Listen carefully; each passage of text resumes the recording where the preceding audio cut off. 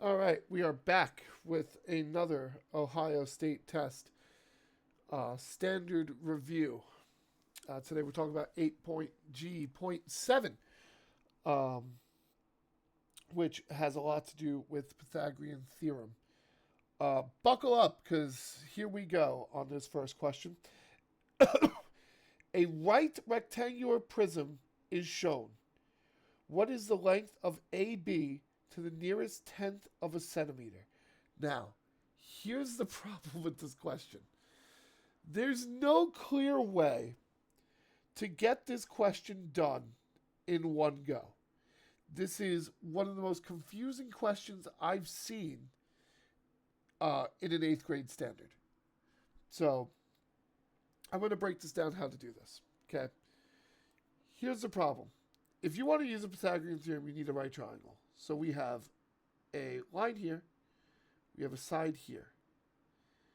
The problem is, in order to complete this right triangle, we need a side here, which we don't have. It's not given, because otherwise this won't be a right triangle, right? So let me quickly try to make that look a little better. Yuck. I still hate it, but all right, we'll put the box there. So we need this diagonal right here. How do we find this diagonal? Well, wouldn't you know, by making this diagonal, I've made a new triangle. I've made a triangle right here. And this is also a right triangle. So we're going to do the Pythagorean theorem. Pythagorean theorem says a squared plus b squared equals c squared. So our a is 4 squared plus our b, 3 squared, equals c squared. We know that this is c because it's across from the right angle. 4 squared is 16. 3 squared is 9. 16 plus 9 is 25 equals c squared. Take the square root of both sides to get rid of the exponent. The square root of 25 is 5. Okay? And I rushed through that one real quick so I could just get to the main thing. Okay? So now we know that this hypotenuse right here is 5, which now functions as our other leg for the big red triangle. So we're going to go to the big red triangle. So again, we're going to go a squared plus b squared equals c squared. We have b here is 12, or a here is 12. B is 5. It's this side that we found right here. And our hypotenuse is our unknown AB, which I'm going to call x. How do we know this is the hypotenuse? Because it's across from the right angle. Doesn't matter what order you put a and b in. This could just as easily be 5 squared plus 12 squared. What's important is that the one that's by itself, the c squared, has to be the one across from the right angle. So now we're going to go to our calculator. We can type this all in one go. 12 squared plus 5 squared equals 169 equals x squared. So now we need to get this down to just x. But we have this pesky exponent here. How do we get rid of the exponent? We take the square root of both sides. For those who don't remember what a square root is, the square root is pretty much the opposite of an exponent. What it is the square root of a number is whatever number you have to multiply by itself in order to get your original number. For example, the square root of 16 is 4 because 4 times 4 makes 16. The square root of 25 is 5 because 5 times 5 is 25. Get it? So we're looking for whatever number multiplies by itself to get 169. The calculator can tell us this. You hit second, the x squared button. If you're using one of my TI-30s in class, you'll get something on your calculator that looks like that. It looks a little different than what I have on the screen. You're going to put in 169, you hit equals. And it tells you it's 13 equals x. So you go and you pick 13. But that is a wild question. An absolutely wild question. Next one, right triangle MNP is shown.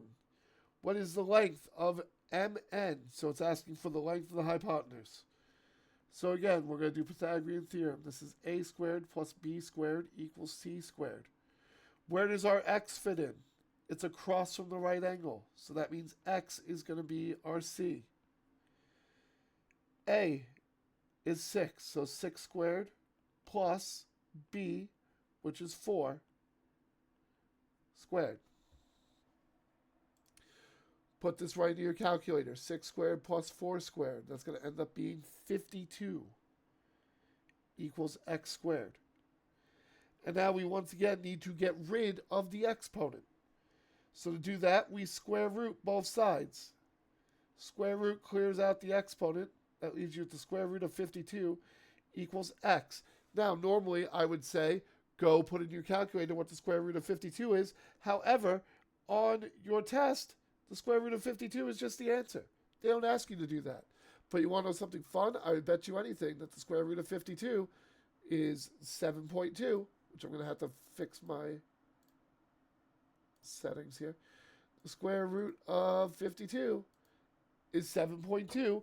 They're trying to trick you into picking A because you're going to look for the square root of 52 and not realize that this answer is actually the square root of 7.2. This is wrong. This is wrong. This is wrong. It's the square root of 52. Stop when you see the answer. Stop when you see the answer. A right square pyramid is shown. The height is 10 centimeters and the side length of the base is 16 centimeters. What is the length in centimeters of S? This is another weird question where you have to picture your right triangle. So here's one of your sides. Here's another side. So then we just need the hypotenuse, our third side, which we just connect our two sides. So now we have to look at what this length is, because we know this is 10, and we know we're looking for this. So I need a number for down here. I can't use 16, because 16 represents the entire thing. But this line, this height, is what we call a bisector. What it means is that it splits it perfectly in the middle. So to find out what the length of this is you take the total length and you divide it by 2. 16 divided by 2 would be 8. So you're going to assume this is 8. Okay, so now we go back to standard Pythagorean theorem. A squared plus b squared equals c squared. Our s is across from the right angle, so that's going to be our c squared. A squared will be 10 squared plus 8 squared equals s squared. 10 squared plus 8 squared equals 164. And then you got to get rid of this exponent, so you're going to take the square root. Square root. And you get the square root of 164 equals s. And I believe the test will let you just put in the square root of 164 and call it a day. But if you want to be extra safe, you could go find the square root of 164, which would be 12.8 centimeters. Or you could just put or square root of 164 centimeters. All right. In a right triangle DEF, angle D is the right angle. The length of DE is 2 times the length of AB, and the length of DF is 4 times the length of AC. How many times greater is the length of EF than the length of BC? Okay, so when we talked about transformations, we talked a lot about how the order matters and how the letters correspond to their other letters. In a right triangle DEF, D is the right angle. So this corresponds to A. So we're going to say D is here. And the length of DE, which I'm going to call E up here, and F to stick with how this is triangle ABC. ABC, I'll go DEF. Okay. It says the length of DE, so this side, is 2 times the length of AB. AB is 3. 2 times 3 is 6. The length of DF, our other leg, is 4 times the length of AC. AC is 3. 3 times 4 is 12. How many times greater is the length of EF than the length of BC? Okay, so we're going to have to do Pythagorean theorem twice. Let's do it for the smaller triangle first. A squared plus B squared equals C squared. We know that this is C because it's across from the right angle. 3 squared is 9. 3 squared is 9 equals x squared. 18 equals x squared. Take the square root of both sides. And the square root of 18 is 4.24. 4.24 equals x. So now we got to go find our other Pythagorean theorem side. So our unknown is once again across from the right angle, so we know that's going to be c, so y squared. 6 squared plus 12 squared equals y squared. So let's do 6 squared plus 12 squared. That gives us 180 equals y squared. The square root of 180 is 13.4. Divide that by 14.2. I'm sorry. Divide that by 4.24. You get 3.16.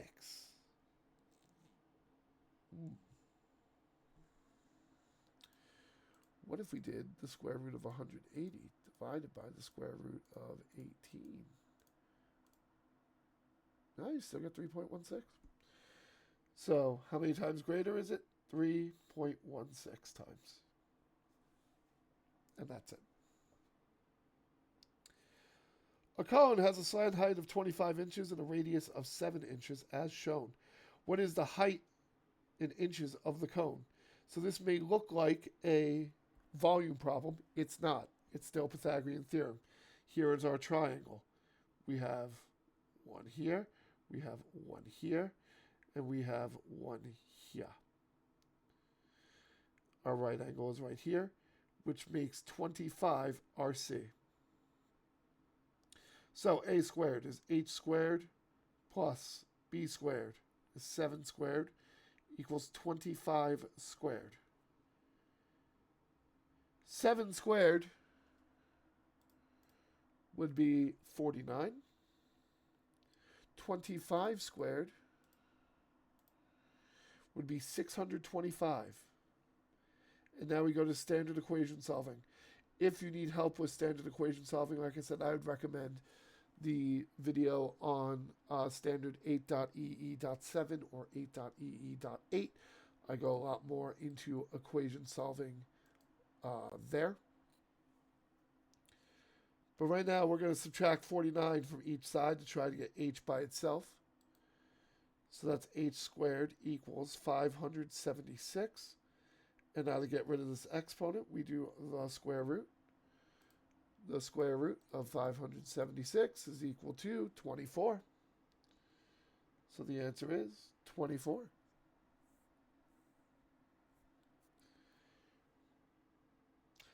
All right, last one for this standard. A right triangle has a hypotenuse of radical 50.